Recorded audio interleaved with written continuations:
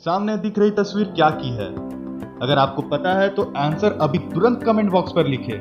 सोचिए सोचिए, और इसका आंसर मैं आगे वीडियो में देने वाला हूं, तो वीडियो को बिना स्किप किए मजे से देखिए। ओ जी, क्या हाल चाल है? कैमरे के इस तरफ हूं मैं सौरभ कुमार और कैमरे के उस तरफ हो आप, और केवल हम दोनों आज बात करने वाले हैं टॉप काउंटडाउन प्लेलिस्ट के न्यू वीडियो के बारे में, जो है हिस्ट्री ऑफ इंडियन फ्लैग्स। सबसे पहला ध्वज अंग्रेजों द्वारा साल 1857 में बनाया गया था। इस चित्र में आप देखिए, यह ध्वज था उन दिनों जो अंग्रेजों ने बनाकर हमारे देश पर लागू किया था। फिर किसी भारतीय द्वारा भारत का प्रथम ध्वज साल 1904 में बनाया गया था। इसे योग पुरुष स्वामी विवेकानंद की शिष्या ने बनाया था, जिसमें लाल, पीला और सफेद रंग का उपयोग किया गया है। झंडे के यह रंग अपने साथ कुछ धारणा लिए हुए थे, जिसमें लाल रंग स्वतंत्रता का प्रतीक माना जाता था और पीला रंग जीत के लिए था और सफेद रंग स्वच्छता और सादगी को दर्शाता था। इसके बीच में ब्रज का निशान था। यह चिन्ह बौद्ध धर्म से लिया गया था। इनके दोनों ओर बंगाली भाषा में वंदे मातरम लिखा था और ध्वज के चारों ओर एक रेखा में 101 प्रज्वलित दीपक बने थे। इस ध्वज का एक संस्करण था। कुछ लोग इसे भारत का प्रथम ध्वज बताते हैं।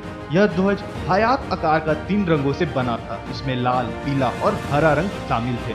इसमें सबसे ऊपर हरे रंग के कमल विद्यमान थे। इसके नीचे पीला रंग था, जिस पर वंदे मातरम लिखा हुआ था, और सबसे आखिर में लाल रंग पर एक ओर चांद और एक ओर सूरज बना हुआ था। इसके बाद का ध्वज साल 1907 में मैडम कामा और उनके साथ कुछ क्रांतिकारियों ने पेरिस में फहराया था। इस इमेज में देखिए, इस ध्वज में 3 रंग थे। सबसे ऊपर इसमें 7 तारे जो सप्तऋषि को दर्शाते थे। इसके नीचे पीली पट्टी में वंदे मातरम लिखा था और आखिरी पट्टी पर हरे रंग के ऊपर एक सूरज और चांद और तारा बना हुआ था। इसे पहली बार बर्लिन में फहराया गया था। उसके बाद साल 1917 में जब राजनीतिक संघर्ष एक नई दिशा में मुड़ गया था, तब एक और ध्वज बनाया गया। यह ध्वज पिछले ध्वज से बिल्कुल अलग था। इस ध्वज में 5 लाल और 4 हरी क्षेत्रीय पट्टी थी और 7 तारे थे, जो कि सप्तऋषि को दर्शाते थे। और इसकी बाईं ओर ऊपर में यूनियन जैक था और इसकी दाईं ओर ऊपर में एक सफेद रंग का अर्धचंद्र और उस पर एक सितारा था। इसके बाद महात्मा गांधी ने ध्वज बनाने के लिए आंध्र प्रदेश के एक युवक, जिसका नाम पिंगली विकिया, उन्हें बुलाया था। वे स्वतंत्रता आंदोलन में क्रांतिकारी थे। उन्हें काम सौंपा गया था। उन्हें एक ऐसा ध्वज बनाने को कहा गया जिसमें पूरे देश का चित्रण दिखाई दे। इस युवक ने 5 साल में 50 देशों के झंडों का अध्ययन किया और साल 1921 में झंडा बनाया। इसमें 2 रंग थे, एक लाल और एक हरा, और दोनों पट्टियों के मध्य में एक चरखे का चित्र बनाया गया। इसमें लाल रंग हिंदुत्व का प्रतिनिधित्व करता था और हरा मुस्लिम धर्म के लिए रखा गया था। गांधी जी के अनुसार केवल हिंदू मुस्लिम धर्म के ही दर्शन होते थे, अन्य धर्म का कोई अस्तित्व दिखाई नहीं देता था। इसलिए उन्होंने एक सफेद पट्टी और नीला चक्र इसमें जुड़वाया। सफेद रंग अन्य धर्मों का प्रतीक माना जाता था और एक चक्र जो प्रगति का सूचक था। इसके बाद साल 1931 में इतने बदलाव के बाद हमारे तिरंगे को मूर्ति रूप मिला।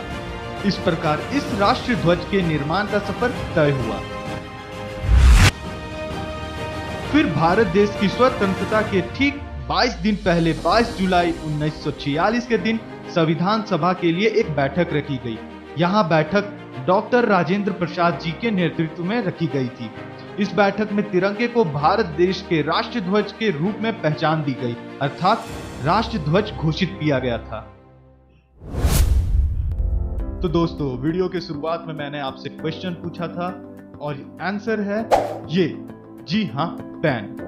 अब कोई पेन कितना महंगा हो सकता है? क्या वो एक सुपर कार से ज्यादा महंगा हो सकता है? जी हाँ दोस्तों, मेरी नेक्स्ट वीडियो इसी टॉपिक पर है। और मेरी नेक्स्ट वीडियो पर आप देखेंगे कि एक पेन का दाम करोड़ से ज्यादा हो सकता है, 10 करोड़ से ज्यादा हो सकता है, यहाँ तक कि 50 करोड़ से भी ज्यादा होता है।